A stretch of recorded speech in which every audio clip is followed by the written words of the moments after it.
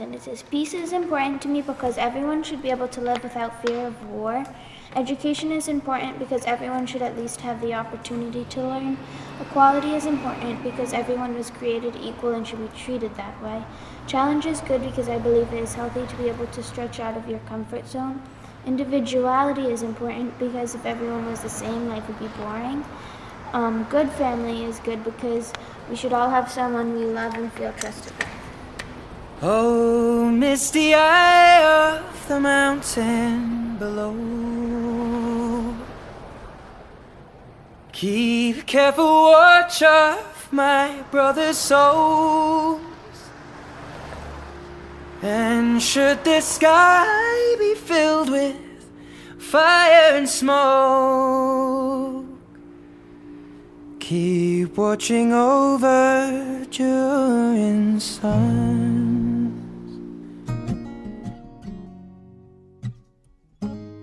Here in America, in every single state, they have a set of standards for every subject, a collection of lessons that the teacher is required to teach by the end of the term. But the greatest lessons you will ever teach us will not come from your syllabus. The greatest lessons you will ever teach us, you will not even remember. You never told us what we weren't allowed to say. We just learned how to hold our tongues. Now somewhere in America, there's a child holding a copy of Catcher in the Rye, and there is a child holding a gun. But only one of these things have been banned by their state government, and it's not the one that can rip through flesh. It's the one that says F you on more pages than one, because we must control what the people say, how they think. And if they want to become the overseer of their own selves, then we'll show them a real one. And somewhere in America, there's a child sitting at his mother's computer, reading the homepage of the KKK's website. That's open to the public, but that child will have never read To Kill a Mockingbird because the school has banned it for its use of the N-word. Maya Angelou is prohibited because we're not allowed to talk about rape in school. We were taught that just because something happens doesn't mean you are to talk about it. They build us brand new shopping malls So that we'll forget where we're really standing. On the bones of the Hispanics, on the bones of the slaves, on the bones of the Native Americans, on the bones of those who fought just to speak. It's burning, I will cover my eyes, for if the dark returns, then my brothers will die. And as the sky is falling down, it crashed into this lonely town, and with that shadow upon the ground, I hear my people screaming out, and I see fire inside the mountains. I see fire burning the trees. I see fire hollowing souls. I see fire blood in the breeze. I see fire. Oh, you know I saw a city burn out, and I see fire. Feel the heat upon my skin, and I see fire.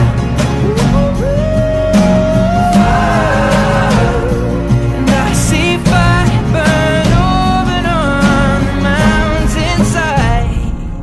transcontinental railroad to Japanese internment camps. There are things missing from our history books, but we were taught that it is better to be silent than to make them uncomfortable. Somewhere in America, Private schoolgirls search for hours through boutiques trying to find the prom dress of their dreams. while kids on the south side spend hours searching through the lost and found, because winter's coming soon and that's the only jacket they have. Kids are late to class for working the midnight shift. They give awards for best attendance, but not for keeping your family off the streets. These kids will call your music ghetto. They will tell you you don't talk right. Then they'll get in the backseat of a car with all their friends, Sing about how they're about that life and we can't stop. Somewhere in America, schools are promoting self-confidence, while they whip out their scales and shout out your body fat percentage in class. where the heftier girls are hiding away, and the slim-fit beauties can't help but giggle with pride. The preppy kids go thrift shopping because they think it sounds fun. But we go because that's all we've got money for. Because mama works for the city. Mama only gets paid once a month. Somewhere in America, A girl's getting felt up by a grown man on the subway. She's still in her school uniform, and that's part of the appeal. It's hard to run in knee socks and Mary Janes, and all her male teachers know it too. Coaches cover up star players raping freshmen after the dance. Women are killed for rejecting dates. But God forbid I bring my girlfriend to prom. A girl is blackout drunk at the after party. Take a picture before her wounds wake her. How many pixels is your sanity worth? What's a 4.0 to a cold jury? What'd you learn in class today? Don't talk loud. Don't speak loud. Keep your hands to yourself. Keep your head down. Keep your eyes on your own paper. If you don't know the answer, Fill in C. Always wear earbuds when you ride the bus alone. If you feel like someone's following you, pretend you're on the phone. A teacher never fails, only you do.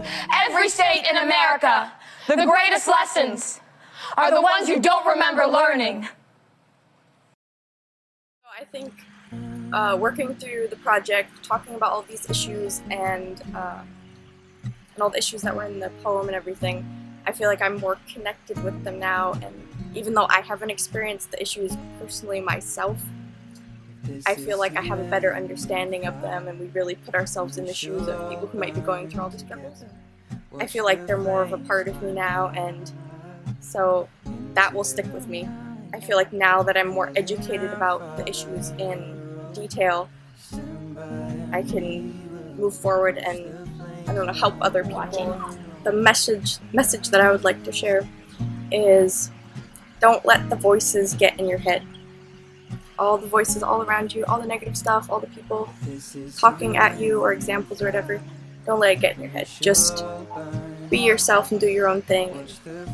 Don't let the negative get in. Just move on and do your own thing. A message I have for people is not to care what other people think about you and not to change for them, because it doesn't matter what they think as long as you're happy.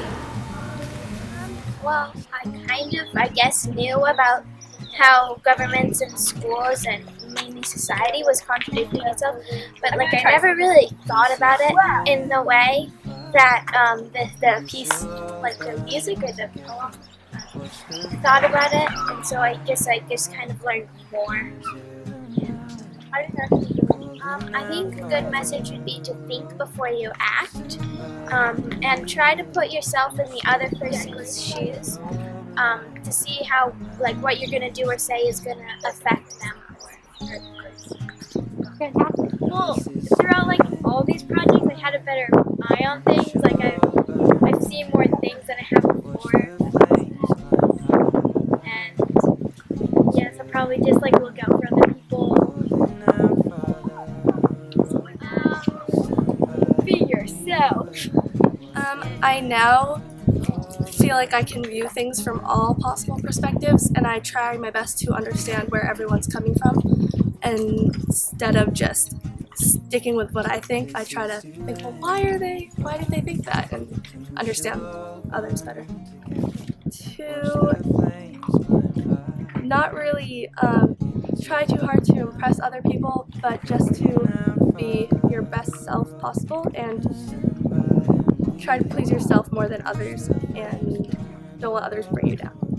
A lot of the stuff covered in this project I didn't really know was actually happening, like the banning of certain books and everything, because in my academic sphere it didn't really exist much. It's just I have a better understanding, I guess, of, at least in this culture, what we view as appropriate and how it contradicts everything.